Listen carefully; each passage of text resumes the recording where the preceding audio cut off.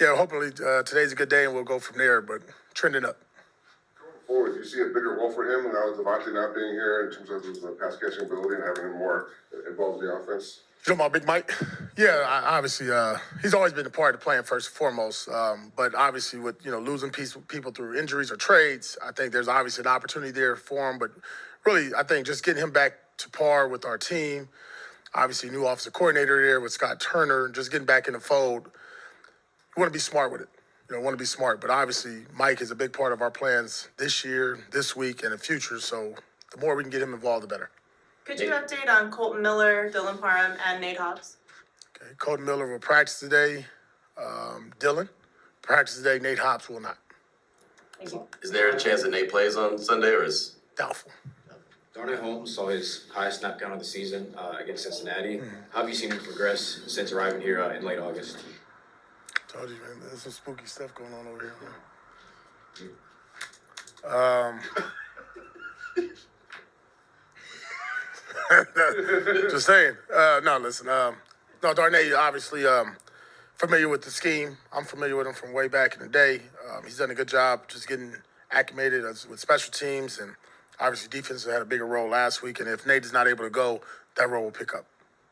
Hey, B, speaking of the defensive backs, I'm curious, obviously Jacorian's had a great season. Where have you seen the most growth from him from last season to this season? It's weird, it's not really stats, it's mentally. I think the ability to get over good or bad plays, to move on, have that short-term memory as a defensive back, because there's going to be moments where they catch the balls and be moments that he's really been really good for us on third down especially. But I think just that as a younger player, going through the ups and downs he did in his rookie season, then obviously in year two having a really solid year in coverage. I know there's things that we want to work on and he wants to work on to get better, but for year two, there's been a tremendous stride of improvements. Patrick Graham said to slow down the offense, you got to be able to stop that run of Miami. How much emphasis will there be on slowing down their run game? Yeah, I mean, I'll be honest, that's been kind of our weak link this year. So any team that we face, for some odd reason, it seems to show up. So that's first and foremost, stop the run, allow our defensive ends, the Max Crosby's, KC's of the world, to really get after Tua and company. But it's critical because you don't want to be, with this offense to have that RPO action. It's the same kind of scheme and concepts that you see over and over. And if the backers are sitting there biting up constantly in the run game, that opens up more windows and puts more pressure on our secondary. So critical that we do a good job of setting the front, having some knockback, really with the perimeter with so much speed with the Dolphins that we eliminate that early in the game. When you were a player, Antonio, what offense kind of reminds you of what you're about to face? Was there anybody out there? The Rams on the turf, that was real. When they were rolling with Kurt Warner and Holton and Bruce and Marshall Faulk. Even later on down the road, it didn't matter if it was on grass. They were fast. It was on you right now. The speed is legit. You can't mimic it. We're doing the best we can in practice. But the good part about it, like I said, we went against these guys last year and really felt the speed of Hill and Waddle and those guys over there. So we understand that and we respect it. But at the end of the day, with speed, you got to put hands on them, right? Physicality needs to show up. Devontae Chen is a guy that left last year's game early. Who's that? I'm sorry? Devontae Chen. Okay. He's got a pretty unique skill set as well as the ways they use him in the pass game, in the run game. What catches your attention when you watch him on tape? Just dynamic. Everything's explosive. Everything's a big game. Everything's an explosive game in the run game, the pass game, route running. I think, obviously you look at the size, you think a smaller guy, but he runs like a big boy. He runs behind his pads, does a good job. He gets on you fast, and the arm tackles is not going to work with a player like this. You have to chest him up. You have to kind of just put the body blows on him to slow him down throughout the game. Back into that with just how effective they are at running the ball and also that RPO action you were talking about, how vital is it for the linebacking course, the lane, Eichenberg, Diablo to really come out and do their job? Yeah, eye discipline. That was the word of the week. Eye discipline up front.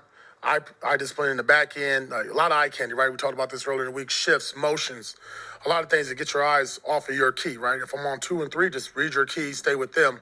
And that'll put us in better position. And we've had a really good week of doing that. Obviously, there's been schemes that we've faced earlier in the year that's similar, but obviously the skill set and the speed is real.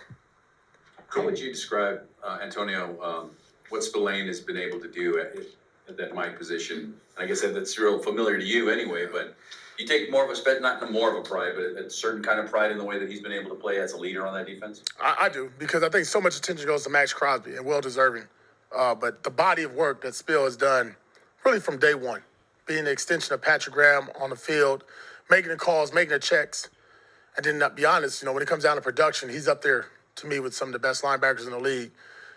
And the one thing that he got knocked on, and I think that's really shown up since he's been here as a Raider, is his pass coverage. You know, his ability to make plays, be in the passing lane, be effective in that role, get his hands on some balls.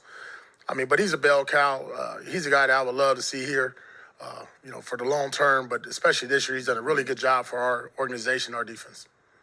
A couple more injury questions on, like, Andre James. I know you said JPJ was going to be at center. Is he out for this week? He's doubtful. And Cody Whitehair as well. Doubtful. And then I know you guys were down to 5 guys last game. So where do you stand on kind of the depth on the offensive line?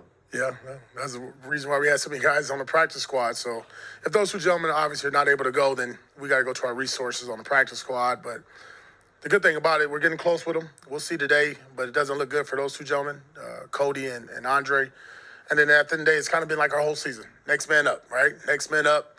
But hopefully, you know, what we've seen with DJ Glaze and Monfort and Colton Miller, you know, I think Jordan Meredith, we haven't talked enough about him, but Jordan's done a hell of a job filling in. And the way he's been playing, he's earned the right to be a starter going forward. And so you feel comfortable with the guys you got there. You just hate that we keep changing all these pieces amongst the offensive line, because at some point, you like just have 5 guys there. Continuity, chemistry, that's really, that's the glue to our team, right, when you can have that. So something we're working on consistently.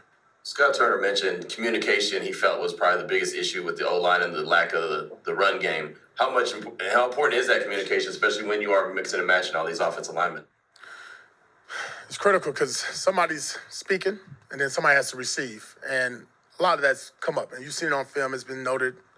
But I think Joe Philbin has done a really good job of really dialing it back, going back to square one. You hate to say it, but when you have a bye week, you do have that reset. So you go back to what happened in training camp, even back into OTAs, and really dial it back with the offensive line. Maybe you don't need as many checks. Maybe you don't need many calls, right?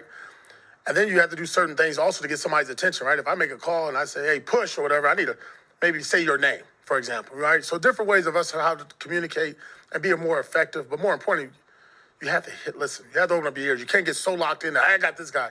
The NFL is all about movement. And the way the D-line play is now in the league, to expect that guy to stand in front of you every play, shame on us. So I think we've done a good job this week of trying to adjust to that and fix those problems, and we'll see on Sunday. Miami's defense is top 10 in the league against the run in terms of total rushing yards this season. How important is it for you guys to stick with the run, even if it doesn't look as well as you want it to Yeah, I think that's going to be key. And how we set up the run, right? Do we start our game off running? Do we start off passing? And we've had a lot of discussions about that, of how we've operated and attacked the game plan. And this game's going to be critical. We got to have balance. We don't want to be in a game where we're throwing the ball 40, 50 times. Hasn't worked out for us this year. It's not going to work out in the future. So we want to have that balance. You know, we got to get those 2 running backs going, Alex Madison and Zamir White, and that's going to be critical for us to get us going. But it's going to start back to the question prior, the offensive line.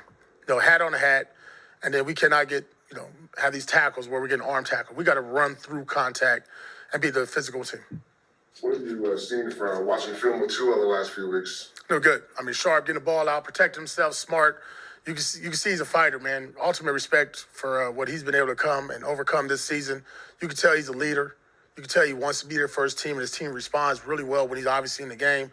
But the quick delivery, the understanding of the offense, I mean, it's pretty, when it's flowing like it was last week on Monday Night Football, it's scary to watch. In a small sample size, Antonio, but what have you seen in that relationship between Scott and Norv? And as Scott said yesterday, he said, hey, he's my dad. We like each other. We like hanging out. They know each other. I think more importantly, Scott listens to North, and that's going to be good for the Raiders. AP, can you update us just in a very general sense? How is Jack Jones doing mentally, physically? You obviously have a long history with him. Mm-hmm. How's he been? Last week was good. We needed that game. He needed that game. Our team needed that game for him.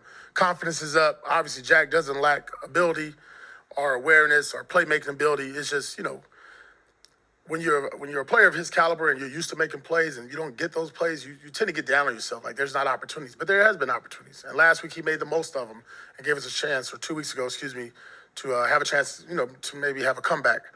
But he's been in really good spirits this week. It's really good to see him smiling again and just be happy. And that always comes with making plays. Making plays are winning, right? 1 or 2 got to happen, especially for a corner and a guy like Jack. So the more ways we can find to get him the ball in his hands and to make plays and scheme it up for him, the better it will be for us. You mentioned earlier this week about, you know, what do we have to lose? Has that kind of been a mentality that you gave to the team as well? Like, go out there and play loose and don't think, just go play? It's really been since day one. But I think just for the circumstances, at 2-7, odds against us, you know, everybody having their comments from the outside. And I told them the biggest thing that I'm looking for with our team is just us sticking together. and going through the process. Now the process hasn't been and the results haven't been what we wanted. But the body of work from Monday to Saturday, we're putting ourselves in position to win games. We're just not doing it on Sunday. And at some point, that's going to change. And our goal is to make a change this Sunday. And I respect the players that's here every day working their asses off. Max, hell, Christian's on IR. He's here every day. All these other players that's in the building, not missing a beat, smile on their face, enjoying work. Hell, we'll be indoors today. Just watch the practice. I think you have a good feel what's going to happen Sunday.